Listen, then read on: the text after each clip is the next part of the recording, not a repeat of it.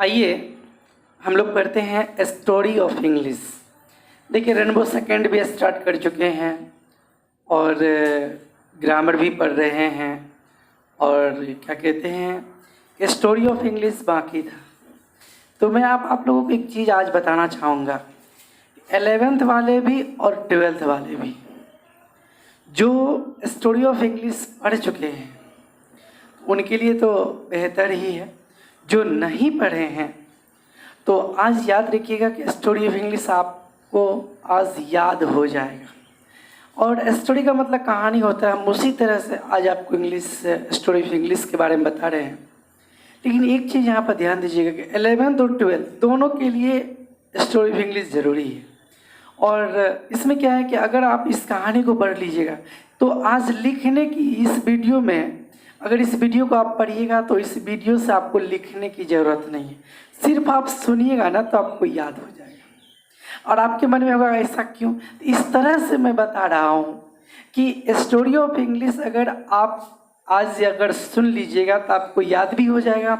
और दूसरी बात क्या है कि अगर आप बुक पढ़ेंगे स्टोरी ऑफ इंग्लिश को शुरू से लेकर अंत तक, अगर घर पर हैं 11th वाले भी 12th वाले भी, तो घर पर रह करके स्टोरी ऑफ इंग्लिश को आप शुरू से लेकर अंत तक पढ़ सकते हैं और आपको अच्छी तरह से समझ में भी आएगा। तो आइए हम स्टोरी ऑफ इंग्लिश स्टार्ट करते हैं। लेकिन ध्यान दीजिएगा कि इस वीडियो को जितना सरसरी निगाह से सुनिएगा, देखिएगा भी और सुनिएगा भी, मतलब ध्यान से, तो आपको याद भी हो जाएगा। और फिर आप स्टोरी ऑफ इंग्लिश का बुक पढ़ेंगे तो फिर आपको और बढ़िया रहेगा, बेहतर रहेगा। और उम्मीद है, आशा भी है कि आपका जो story of English objective question रहेगा वो शायद सब सॉल्व हो जाएगा।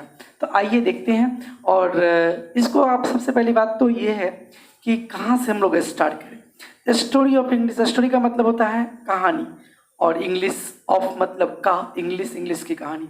तो आइए स्टोरी ऑफ इंग्लिश के बारे में जानते हैं। तो सबसे पहली बात ये है कि कहाँ से इंग्लिश का शुरुआत हुआ था, स्टार्टिंग कहाँ और किस जगह कैसे, उसके बारे में। सबसे पहले आप जो है क्या कहते हैं, इंग्लैंड का जो है आप नक्शा बना लीजिए, ठीक है। क्या कहते हैं कि इस तरह से ये इंग्लैंड का नक्शा हुआ, ठीक। यह देखिए मैं यहाँ पर एक सिंबल मान के चल रहा हूँ, इसलिए इसको आप जो है यहाँ पर आप इसको इंग्लैंड कह दीजिए, ठीक है। लेकिन अब मतलब अगर अभी तो हम इंग्लैंड इसको नहीं कहेंगे। सबसे पहले इस भूभाग को जो अभी वर्तमान में है इसको हम लोग इंग्लैंड कहते हैं। इसके बारे में हम लोग अभी सबसे पहले जान लेते हैं, ठीक है। अब क्या हुआ कि देखिए सबसे पहले यहाँ पर कौन लोग रहा करते थे। अभी जो वर्तमान में इंग्लैंड है उस इंग्लैंड के बारे में हम लोग जान रहे हैं और इंग्लिश के बारे में जान रहे हैं। कहाँ से स्टार्ट हुआ, बहुत इंटरेस्टिंग है। तो यहाँ पर सेल्ट्स लोग रहते थे, सेल्ट्स लोग। अभी जो इंग्लैंड है वर्तमान में, शुरुआती समय में सेल्ट्स लोग रहते थे, ठीक है। कौन लोग रहते थे? सेल्ट्स लोग। ये सब जो थे ना मतलब साधारण तरह से रहते थे, मतलब युद्ध प्रिय नहीं थे, झगड़ालू स्वभाव के नहीं थे, आक्रमणकारी नहीं थे। होता क्या है, कुछ समय के बाद आप इसको 5th सेंचुरी कह सकते हैं, 5वीं शताब्दी में, ठीक है। 5वीं शताब्दी में क्या हुआ कि एक जाति के लोग थे। आप सोचिएगा कौन जाति के लोग? उसका नाम था Germanic tribes. Germanic tribes. Germanic tribes. इस जर्मेनिक ट्राइब्स के लोगों ने इस सेल्ट्स पर क्या किया? हमला किया। जर्मेनिक ट्राइब्स के लोगों ने सेल्ट्स के लोगों पर हमला किया। अब एक चीज यहाँ पर मैं और समझाना चाहूँगा, इस जर्मेनिक ट्राइब्स में कौन कौन लोग थे आपके मन में? इस जर्मेनिक ट्राइब्स में 3 तरह की जाति का समावेश है। एक है एंगल्स, सेक्शंस और जुट्स। एंगल, सेक्शन, जुट्स, इस तीनों तरह के जाति को मिलाकर के जर्मेनिक ट्राइब्स कहा गया इनको, ठीक है। इन लोगों ने इस पर हमला किया, सेल्ट्स लोगों पर। यह 5वीं शताब्दी की बात है, 5th सेंचुरी की बात है। अब क्या क्या जब हमला किया तो ये लोग युद्ध प्रिय थे, लड़ाकू स्वभाव के थे। ये लोग साधारण थे, ये लोग लड़ाकू स्वभाव के थे। इन लोगों ने क्या क्या इस पर हमला कर दिया। जब इस पर हमला किया तो होता क्या है कि ये लोग इस पर अपना प्रभाव छोड़ने लगे, धीरे धीरे अपना प्रभाव स्थापित करने लगे इस इंग्लैंड पर। उस समय इंग्लैंड का नाम नहीं था। तो इस भूभाग पर जब उन लोग अपना प्रभाव स्थापित करने लगे तो सबसे पहली बात आपको एक जानकारी और देना चाहूँगा कि धीरे धीरे ये लोग इस पर अपना पूर्ण प्रभाव स्थापित कर लिए। इसके बाद क्या किया, इस इंग्लैंड को मतलब 7 भागों में डिवाइड कर दिया, ठीक है। इंग्लैंड को कितने क्या किए, 7 भागों में डिवाइड किए। कहानी बहुत मतलब आसान है और आप अच्छी तरह से सुनिएगा ना तो याद हो जाएगा। सबसे पहली बात है कि इस भूभाग पर सेल्ट्स लोग रहते थे। सेल्ट्स लोग सज्जन टाइप के थे, किसी से युद्ध नहीं करते थे। तो क्या हुआ कि जर्मेनिक ट्राइब्स, अदर देश के लोग, जर्मेनिक ट्राइब्स के जो लोग थे, जाति के लोग, उसमें एंगल, सेक्शंस और जूट्स, ये तीनों तरह के जाति को मिलाकर जर्मेनिक ट्राइब्स कहा गया। इन लोगों ने क्या किया, इस पर हमला किया, सेल्ट्स पर। तो हमला जब किया तो इस पर अपना पूर्ण स्थापित कर लिया, मतलब पूर्ण प्रभुत्व संपन्न, मतलब पूर्ण स्थापित, पूर्ण राज इस भूभाग पर स्थापित कर लिया। स्थापित करने के बाद इसको 7 भागों में डिवाइड कर दिया। 7 भागों में डिवाइड करने के बाद अब क्या होता है, अब सुनिए। देखिए एक चीज़ आपको मैं बताना चाहूँगा, यह सब जो प्रक्रिया हो रही थी उस समय में न तो इंग्लिश हम जो जानते थे, इंग्लिश शब्द जानते थे, भाषा का नाम, और न ही इंग्लैंड के बारे में किसी को पता था। अब क्या हुआ, अभी जर्मेनिक ट्राइब्स के लोगों ने, जर्मेनिक ट्राइब्स बोलते क्या थे इस चीज को, ये लोग जो भाषा बोलते थे उसका नाम था सेल्टिक लैंग्वेज, ठीक है, सेल्टिक। और ये लोग जो बोलते थे वे जर्मेनिक या ट्यूटनिक, मतलब इनका भाषा का नाम क्या था, ध्यान दीजिएगा, जर्मेनिक, जर्मेनिक या ट्यूटनिक, जर्मेनिक या ट्यूटनिक। क्लियर हो गया। इन लोगों का भाषा जर्मेनिक या ट्यूटनिक था और ये सेल्टिक लोग थे, सेल्टिक लैंग्वेज बोलते थे। क्लियर है। अब क्या हुआ, तो इन लोगों का जो अधिकार यहाँ पर हो गया, तो देखिए कुछ वर्ड आज भी इंग्लैंड में मौजूद है, सेल्टिक लैंग्वेज में कुछ वर्ड आज भी मौजूद है। तो यहाँ पर जब ये लोग जो हमला किए तो अब इन लोगों ने क्या किया कि अपना भाषा का, मतलब भाषा का नाम रखा। कौन भाषा का नाम रखा, ये लोग किस भाषा का प्रयोग करते थे, यहाँ पर इस पर क्या करके ये लोग इंग्लिश बोलने लगे, इंग्लिश। जर्मेनिक ट्राइब्स जो है भाषा का निर्माण किए शुरुआत में, ये लोग क्या किए, इंग्लिश बोलने लगे, इंग्लिश बोलने लगे, ये लोग भी इंग्लिश बोलने लगे। इंग्लिश से देखिए ध्यान दीजिएगा, कोई भी चीज़ में इम्प्रूवमेंट होता है, सुधार होता है। मतलब जैसे कि आज आप जो इंग्लिश लैंग्वेज पढ़ रहे हैं, इसका बहुत धीमे से धीरे धीरे बहुत अधिक इसमें अंतर हुआ, चेंज हुआ, परिवर्तन हुआ। इंग्लिश से क्या बना है, इंग्लिश। अब समझ में आया। तो इस जर्मेनिक ट्राइब्स के लोगों ने अपनी भाषा का निर्माण अब इंग्लिश कर लिया। अब रहा नाम, अब नाम रहा, तो इस देश का नाम सबसे पहले उसने एंगलकिन रखा, एंगलकिन। समझ लीजिएगा बढ़िया से इसका नाम, ये नाम इंग्लैंड, मतलब जो इन लोगों ने, जर्मेनिक ट्राइब्स के लोगों ने जब इस पर हमला किया तो इस देश का नाम उन लोगों ने एंगलकिन रखा, ठीक है। अब इससे क्या हुआ, देखिए धीरे धीरे सुधार होता गया। कोई भी चीज होता है ना तो उसमें धीरे धीरे सुधार होता है। तो फिर इसका नाम, इससे क्या हुआ, इंग्लैंड बना, इंग्लैंड। देखिए एंगलकिन से इंग्लैंड, और इंग्लैंड से क्या बना, इंग्लैंड बना। एक बार पुनः देख लीजिए, सुन लीजिए, याद हो जाएगा। ये जो सेल्ट्स वाले जो लोग थे, सेल्ट्स जो लोग थे, इस पर जर्मेनिक ट्राइब्स के लोगों ने, जातियों ने हमला किया। हमला करने के बाद इस भूभाग को 7 भागों में उन लोगों ने डिस्ट्रीब्यूट किया। ये घटना 5वीं शताब्दी की है, 5th सेंचुरी की है। इसके बाद क्या हुआ कि ये जो जर्मेनिक ट्राइब्स थे, ये लोग कौन भाषा बोलते थे? जर्मेनिक और ट्यूटनिक। यहाँ पर एक चीज़ मैं आपको और बताना चाहूँगा कि ये जो सेल्ट्स लोग थे, तो इन पर इसने अपना पूर्ण शासन स्थापित कर लिया सेल्ट्स लोगों पर। तो स्थापित करने के बाद तो स्वाभाविक है 2 चीज़ आएगा धीरे धीरे क्रमबद्ध होकर के। एक लैंग्वेज की बात हुई, तो उन लोगों ने शुरुआत में इंग्लिश को इंग्लिश कहा उसने, इंग्लिश के बाद इंग्लिश आया। अब देखिए इंग्लैंड का नाम, अब इस भूभाग का नाम उसने एंगलकिन रखा। एंगलकिन रखने के बाद फिर सुधार होता है, फिर धीरे धीरे चेंज हुआ, इंग्लैंड बना। इंग्लैंड के बाद इंग्लैंड आया, इंग्लैंड से इंग्लैंड हुआ। अब एक क्वेश्चन, ये 1000 ईस्वी की बात है, ठीक है, इंग्लैंड से इंग्लैंड।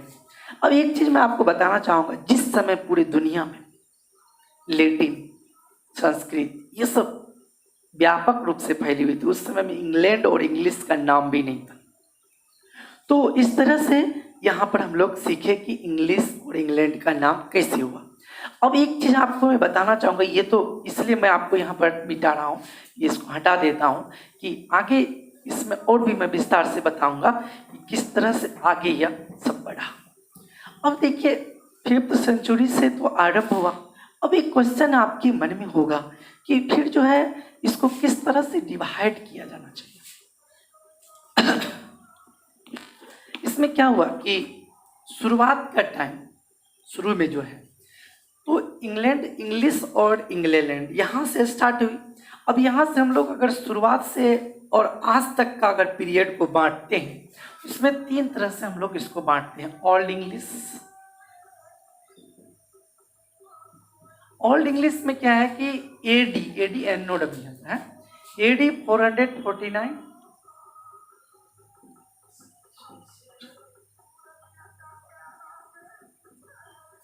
449 से 1066, 449 1066। इसके बाद मिड इंग्लिश,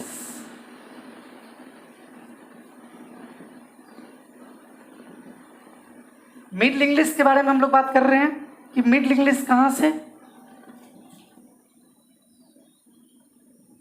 AD, या नीचे मैं लिख देता हूं, AD 1152 AD 1500। और मॉडर्न इंग्लिश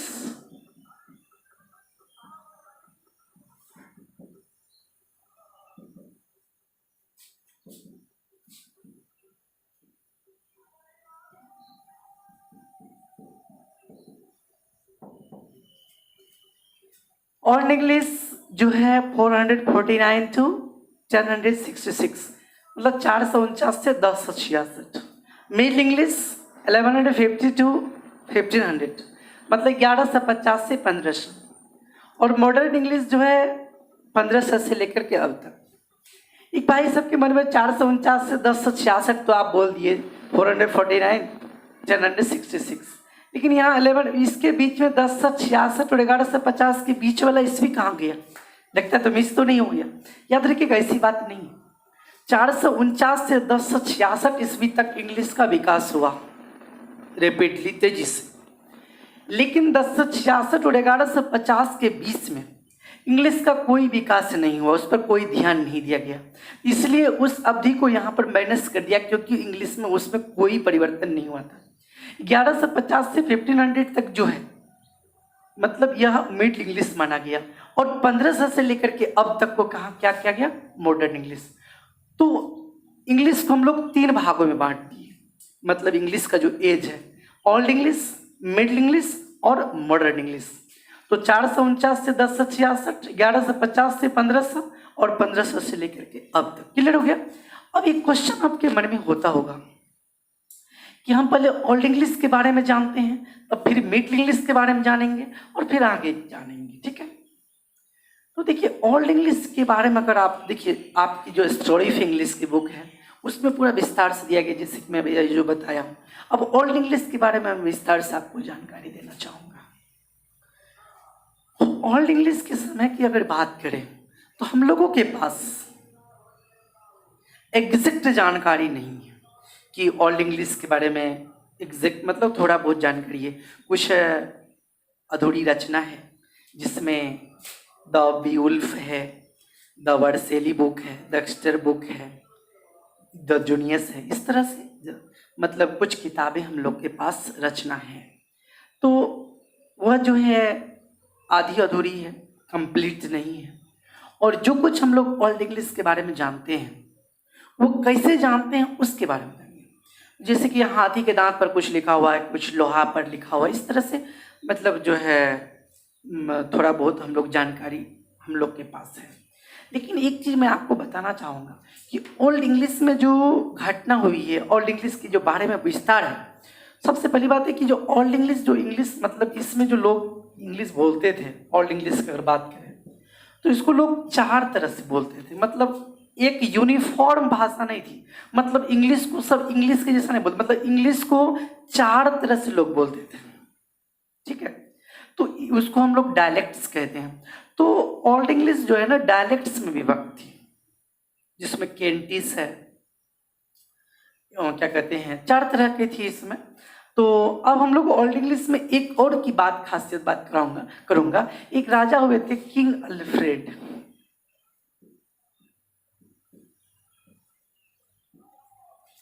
इस राजा के शासन काल में ओल्ड इंग्लिश का बहुत विकास हुआ।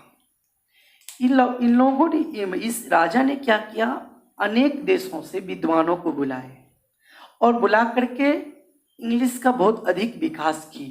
किंग अल्फ्रेड, इसके शासनकाल को ओल्ड इंग्लिश में जो है ना, किंग अल्फ्रेड के शासनकाल को बहुत महत्वपूर्ण दृष्टि से देखा जाता है कि मतलब यह जो है ना, इसका जो शासनकाल है एक स्वर्णिम युग कहा जाता है ओल्ड इंग्लिश का। ठीक है, अब एक चीज़ मैं आपको बताना, इसमें क्या क्या बताया, इसका जो आधी अधूरी रचना हम लोग के पास है एक।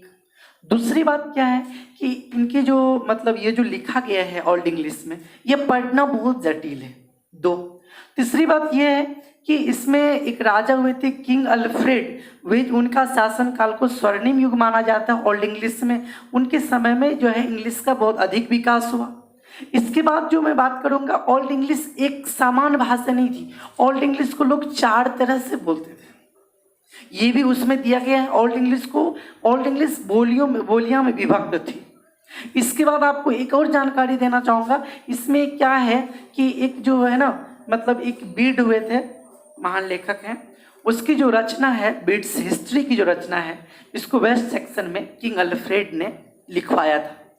और इसी की प्रेरणा से द एंग्लो सेक्शन क्रॉनिकल जो बुक है वो भी इसी के प्रेरणा से वो रचना इसमें हुई थी किंग अल्फ्रेड में। एक चीज़ मैं और आपको इसमें बताना चाहूँगा कि ओल्ड इंग्लिश में क्या है कि ओल्ड इंग्लिश में लेटिन और स्कैंडिनेवियन, लेटिन मतलब लेटिन भाषा जो है ओल्ड इंग्लिश में बहुत अधिक ओल्ड इंग्लिश को प्रभावित किया। जैसे कि ओल्ड इंग्लिश में लेटिन भाषा से बहुत वर्ड आ गया। ठीक है, इसके बाद स्कैंडिनेवियन एक जाति थे जो कि इंग्लैंड पर जब हमला किए उस समय में, तो उसका बहुत वर्ड इसमें आ गया। तो ओल्ड लेटिन और स्कैंडिनेवियन भी प्रभावित किए। और किंग अल्फ्रेड का शासनकाल स्वर्णिम था और इनकी जो रचना उस समय जो लिखा गया था उसको समझना कठिन है। हम लोग को कैसे मालूम हुआ, तो हाथी के दांत पर या मतलब जो है लोहे पर जो लिखा गया है उसी से हम लोग को पता चला। तो ये बात ओल्ड इंग्लिश का है। तो ये ओल्ड इंग्लिश के बारे में तो अब जान गए, अब आइए मिडिल इंग्लिश के बारे में। ठीक है, तो मिडिल इंग्लिश के बारे में जो मैं आपको जानकारी देना चाहूँगा कि मिडिल इंग्लिश में खास बात ये जानना है कि आप तो जान रहे हैं कि ये तो 1150 to 1500। एक चीज़ आपको मैं बताना चाहूँगा, मिडिल इंग्लिश को लोग जो है 5 तरह से बोलने लगे। 5 तरह से, मतलब इसमें क्या हुआ कि प्रिंटिंग टेक्नोलॉजी का आविष्कार हुआ, प्रिंटिंग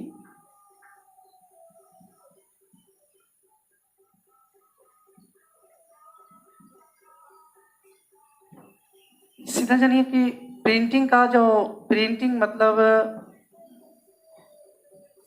प्रिंट का जो है प्रिंट टेक्नोलॉजी का जो है आविष्कार हुआ इसी मिडिल इंग्लिश में। और दूसरा जो है great vowel shift, the great vowel shift.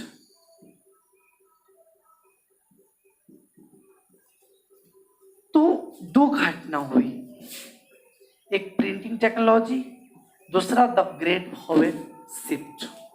ठीक है, तो ये जो प्रिंटिंग मशीन का आविष्कार हुआ, यहां पर मशीन ही दे दीजिए, प्रिंटिंग मशीन और द ग्रेट वॉवेल शिफ्ट, ये दो परिवर्तन से मिडिल इंग्लिश में भारी भूचाल आया। हुआ क्या कि जब छपने लगा किताब तो सब लोग पढ़ने लगे इंग्लिश, जिससे क्या हुआ कि सभी लोग इंग्लिश के प्रति जागरूक हो गए। और ग्रेट वॉवेल शिफ्ट क्या है, वॉवेल में कुछ आंतरिक परिवर्तन हुआ था, उसी घटना को द ग्रेट वॉवेल शिफ्ट कहा गया। ठीक है, ये दो घटना से मिडिल इंग्लिश से हम लोग को जानकारी होता है कि मिडिल इंग्लिश यहीं से स्टार्ट हुआ। ये जो घटना प्रिंटिंग मशीन का है, यह 1476 1476 ईस्वी में यह घटना हुई थी।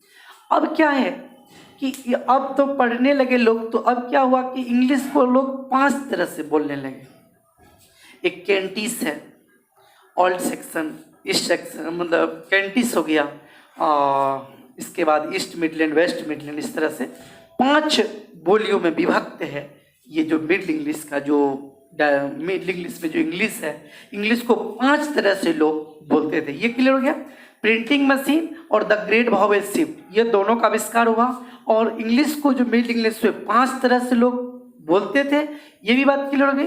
अब क्या है, यहाँ पर एक चीज मैं आपको और बताना चाहूंगा कि इसमें जो ये जो घटना हुई, तो इसमें 4 लेखक महत्वपूर्ण हैं। एक है चौसर, दूसरा है गोवर, तीसरा है लैंगलैंड, और चौथा है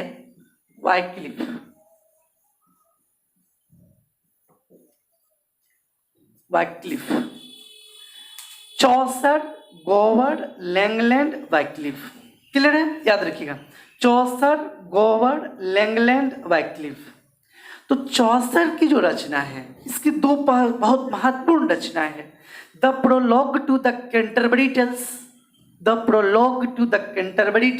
हम यहाँ पर लिख नहीं रहे हैं, आप बुक देखिएगा तो उसमें जरूर आपको उच्चारण यहाँ बोल देता हूँ। The prologue to the Canterbury Tales. गोबर जो लिखा है, ये जो गोबर लिखा है, मेडिटेंटिस वॉक्स क्लेमेंटिस, गोबर ये लिखा है। लैंगलैंड पियर्स द प्लोमेन, और वैक्लिफ जो है ये बाइबल का ट्रांसलेशन लिखा है। क्लियर है।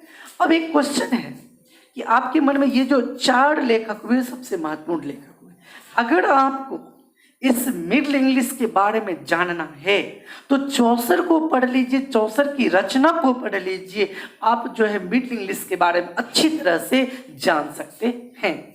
अब एक बात आपके मन में ये भी आया होगा कि ये जो मिडिल इंग्लिश है, इसमें क्या क्या घटनाएं घटी, ये तो बता ही रहे हैं। इसमें लैटिन भाषा जो है मिडिल इंग्लिश को बहुत अधिक प्रभावित किया। प्रभावित करने का मतलब यह है कि लैटिन भाषा से बहुत शब्द इंग्लिश में आए। अब एक क्वेश्चन आपके मन में होगा कि मॉडर्न इंग्लिश के बारे में, आइए मॉडर्न इंग्लिश के बारे में जानते हैं। मॉडर्न इंग्लिश के बारे में अगर आप अच्छी तरह से जानते हैं तो मॉडर्न जानना चाहते हैं तो 1500 से स्टार्ट होता है, नहीं तो 1500 से। अब एक क्वेश्चन है कि आपको पता है कि मॉडर्न इंग्लिश में जैसे ही हम लोग आ जाते हैं तो इसमें इंग्लिश का बहुत मतलब विकास हुआ, जिसमें कि आपको ये जानकारी मैं देना चाहूँगा कि मॉडर्न इंग्लिश में ये पता चलता है कि इंग्लिश जो है, देखिए इंग्लिश के पास बहुत वर्ड नहीं था, जिसके कारण ये क्या किया, अनेक भाषाओं से उधार लेकर के खुद को समृद्ध किया। जैसे लैटिन ग्रीक से है और भी और भी हिंदी से भी है, और भी भाषाओं से उधार लेकर के अपने को, उधार लेने का मतलब यहाँ फिर से समझिए, अगर आपके मन में कि इंग्लिश के पास जिस वर्ड के पास, जिस भाषा के पास जितना वर्ड होता है, जिस भाषा के पास जितना वर्ड हो वो भाषा उतना समृद्ध होती है, लेकिन इंग्लिश के पास वर्ड नहीं रहने के कारण दूसरे भाषाओं से उधार लिया, कॉपी किया वर्ड को और अपने को समृद्ध कर लिया। समृद्ध करने के बाद अब सभी लोग इंग्लिश बोलने लगे। उस समय में एक चीज मैं बताना चाहूंगा कि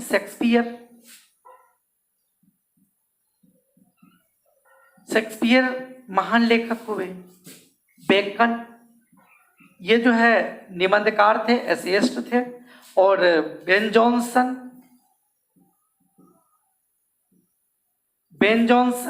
इसके बाद डॉक्टर क्रिस्टोफर मार्लो, यहाँ पर हम शॉर्ट में लिख देते हैं क्रिस्टोफर मार्लो, मतलब नाम लिख दिए, Shakespeare, Bacon, Ben Jonson, Christopher Marlowe. अब इसमें 4 लेखक जो हुए, शेक्सपियर बहुत पावरफुल थे, बेकन भी बहुत पावरफुल थे, बेन जॉनसन भी पावरफुल थे, क्रिस्टोफर मार्लो भी पावरफुल थे। अब एक क्वेश्चन आपके मन में होगा कि ये सब जो प्रमुख लेखक थे, तो उस समय में क्या हुआ कि इस सब का जो रचना लिखे तो लोग इंग्लिश बोलने लगे, पढ़ने लगे अच्छी तरह से, और इंग्लिश का विकास भी बहुत अधिक हुआ, उस समय में बहुत हुआ। अब क्वेश्चन एक चीज आपके मन में हुआ कि लोग इंग्लिश को किस तरह से बोल सकते हैं पूरे दुनिया में। देखिए उसी समय में मिड इंग्लिश में भी, मॉडर्न इंग्लिश में एक और घटना मैं आपको बताना चाहूँगा। डॉक्टर सैमुअल जॉनसन जो है एक डिक्शनरी भी इंग्लिश में लिखे थे। अब आपको एक चीज़ जानकारी मैं देना चाहूँगा, अब इंग्लिश को भी दुनिया में 3 तरह से लोग बोल सकते हैं। एक मदर टंग, इसको आप फर्स्ट लैंग्वेज भी कह सकते हैं, फर्स्ट लैंग्वेज, ठीक है। दूसरा है सेकेंड लैंग्वेज,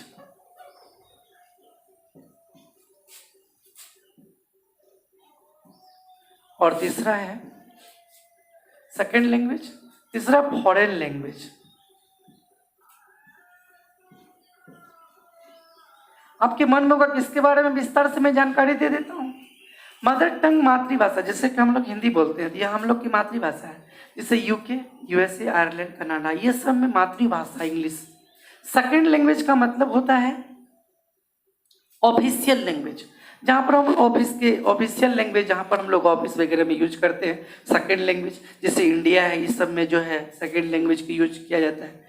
फॉरेन लैंग्वेज का मतलब है कि जहाँ इसकी ज़रूरत नहीं, आप इच्छा के अनुसार पढ़ना हो तो पढ़िए, नहीं पढ़ना हो तो मत पढ़िए। मातृभाषा के रूप में जिस देश में मदर टंग के रूप में, सेकेंड लैंग्वेज मतलब ऑफिस वगैरह में जो काम, मतलब हम लोग जो ऑफिस में काम करते हैं, जहाँ जहाँ मतलब कहने करते हैं कि जो भी ऑफिशियल वो भी काम हम लोग करते हैं तो उसको सेकेंड लैंग्वेज इंग्लिश के माध्यम से करते हैं, बोलते हैं हिंदी, लेकिन जो भी जनरली जो हम लोग काम करते हैं वो इंग्लिश में करते हैं। फॉरेन लैंग्वेज का मतलब ये होता है, जरूरी नहीं कि आपको सीखने का, ये इच्छा पर डिपेंड करता है कि आप सीख सकते हैं और नहीं भी सीख सकते हैं। तो ये 3 तरह से लोग इंग्लिश में बोलते हैं। लेकिन एक चीज़ मैं आपको और बताना चाहूँगा, यहाँ पर जानकारी देना चाहूँगा कि ये तो जान गए, आज इंग्लिश एक अंतर्राष्ट्रीय भाषा है। कैसे, एक चैप्टर है उसमें आप देखिएगा, English as a world language, ठीक है, तो उसको एक बार पढ़िएगा। और इसके बाद मैं आपको बताना चाहूँगा कि इंग्लिश में ब्रिटिश इंग्लिश है और अमेरिकन इंग्लिश है और इंडियन इंग्लिश है। आपके मन में होगा कि ब्रिटिश इंग्लिश क्या होता है, अमेरिकन इंग्लिश क्या होता है, इसके बारे में, तो इसके बारे में मैं अभी आपको बताना चाहूँगा कि जैसे ब्रिटिश इंग्लिश की अगर बात करें तो हम लोग जो पढ़ते हैं वो ब्रिटिश इंग्लिश है, इंग्लैंड में जो बोली जाती है वो ब्रिटिश इंग्लिश है। लेकिन ये अमेरिकन इंग्लिश कहाँ से है, आपके मन में एक क्वेश्चन आता होगा। देखिए होता है क्या कि अमेरिका पर जो है, आप लोग जानते हैं कि पूरे विश्व पर ब्रिटेन का शासन था, तो अमेरिका पर भी शासन था। जब अमेरिका को स्वतंत्र कर दिया तो अमेरिका के लोग जो है ज़्यादा राष्ट्रभक्ति उसमें ज़्यादा है हम लोगों से। तो हुआ क्या कि वे लोग के मन में हुआ कि हम ब्रिटिश इंग्लिश क्यों पढ़ेंगे, मतलब उनकी भाषा क्यों पढ़ेंगे, तो हम लोग थोड़ा कुछ परिवर्तन कर लेते। इन लोगों ने क्या किया, वर्ड में, ग्रामर में, प्रोनाउंसिएशन में कुछ अंतर करके अपने को अमेरिकन इंग्लिश बना लिया, मतलब अपनी भाषा को अमेरिकन इंग्लिश बना लिया उस तरह से चेंज करके, और वे लोग अमेरिकन इंग्लिश बोलने लगे। आज ये दोनों संसार में वर्ल्ड लैंग्वेज है, ब्रिटिश इंग्लिश भी वर्ल्ड लैंग्वेज के रूप में है और अमेरिकन इंग्लिश भी वर्ल्ड लैंग्वेज के रूप में है। अब धीरे धीरे जैसे कि नाइजीरियन इंग्लिश हो गया, इंडियन इंग्लिश हो गया। अब कहेगा इंडियन इंग्लिश क्या होता है, आपके मन में ये क्वेश्चन आया होगा कि फिर इंडियन इंग्लिश की बात क्या होगी। तो यहाँ पर समझने की बात है, इंडियन इंग्लिश में क्या है, एक खासियत बात है कि इंडियन इंग्लिश में जैसे कि ब्रिटिश इंग्लिश हम लोग पढ़ ही रहे हैं, अब हम लोग अपने तरह से इंग्लिश बना लिए, मतलब उसकी ग्रामर वगैरह को छोड़ करके मतलब कुछ अपने से बना लिए। जैसे कि देखिए, जैसे नो में आई एन जी नहीं लगता, आप जानते हैं कंटिन्यूअस टेंस में प्रयोग नहीं होता है। अब हम लोग कहते हैं आई एम नोइंग यू, तो ये जो है इंडियन इंग्लिश हो गया। तो कहने का मतलब है कि जो ग्रामर वगैरह नहीं जान करके और अपने तरह से बनाना इंडियन इंग्लिश। ये भी इंग्लिश का वैरायटी है बाद में, जैसे कि अभी बहुत ऐसे लोग हैं जो एग्जैक्ट नहीं जानते फिर भी इंग्लिश बोलते, इंग्लिश लिखते हैं, तो वो इंडियन इंग्लिश की तरह भी लिख सकते हैं। अब एक क्वेश्चन आपके मन में होगा कि किस तरह से स्टोरी ऑफ इंग्लिश में क्वेश्चन पूछे जाते हैं, किस तरह से कैसे। अब एक क्वेश्चन है, अब आगे जब पढ़िएगा चैप्टर में तो उसमें लिखा हुआ story of poetry, story of drama, story of novel. तो नॉवेल का शुरू से लेके अंत तक, ड्रामा का शुरू से लेके अंत तक, और पोएट्री का शुरू से लेके अंत तक, मतलब पूरी कहानी दिया गया कि शुरू से जो शुरुआत स्टार्ट हुआ और अंत अभी तक कहाँ तक पहुँचा है, इसके बारे में। अब एक क्वेश्चन है, अब देखिए आपसे परीक्षा पूछेगा कि 5 इंडियन पोएट का नाम बताओ, English 5 Indian English poet, 5 English poet, मतलब जो इंग्लैंड में हुए उसको इंग्लिश पोएट कहा गया, जो इंडिया में हुए, जो लेखक जो इंडिया में हुए और पोएम लिखे इंग्लिश, उसको इंडियन इंग्लिश पोएट कहा गया। तो इसी तरह से परीक्षा में पूछा जाता है इंडियन नॉवलिस्ट का नाम बताओ, इंग्लिश नॉवलिस्ट का नाम बताओ, अमेरिकन नॉवलिस्ट का नाम बताओ, अमेरिकन ड्रामाटिस्ट का नाम बताओ। इसी तरह से एग्जाम में पूछे जाते हैं। तो मैं आशा करता हूँ कि आप लोग बहुत अच्छी तरह से स्टोरी ऑफ इंग्लिश की कहानी को समझ गए होंगे। अब जब आप बुक पढ़िएगा तो आपको फिर बेहतर लगेगा, पढ़ने में बहुत आनंद लगेगा। तो आज यहीं तक, और अच्छी तरह से स्टोरी ऑफ इंग्लिश को अब घर पे जा कर के शुरू से लेके अंत तक जो है बहुत अच्छी तरह से एक बार पढ़िएगा और देखिएगा, जहाँ समझ में नहीं आएगा वहाँ जरूर बताइएगा। इस तरह से आज